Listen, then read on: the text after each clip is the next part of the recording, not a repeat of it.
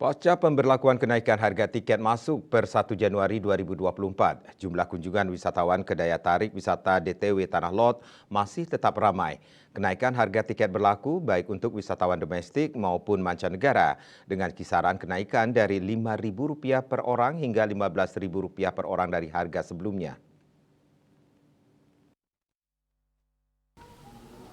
Rincian harga tiket masuk untuk dewasa Wisman naik dari Rp60.000 menjadi Rp75.000 per orang. Tiket anak Wisman dari Rp30.000 naik menjadi Rp40.000 per orang. Selanjutnya harga tiket untuk dewasa Wisdom dari Rp20.000 naik menjadi Rp30.000 per orang. Sedangkan untuk harga tiket anak domestik naik dari Rp15.000 menjadi Rp20.000 orang.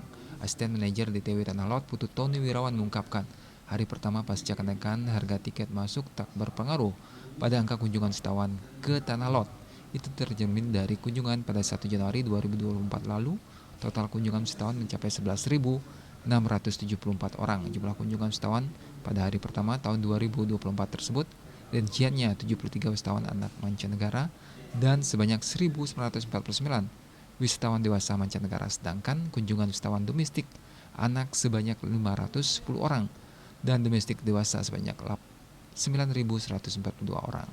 Putu Tony mengatakan, angka kunjungan sehari pasca kenaikan harga tiket masih tergolong tinggi karena rata-rata kunjungan wisatawan di tahun 2023 berkisar 4.000 sampai 5.000 orang wisatawan.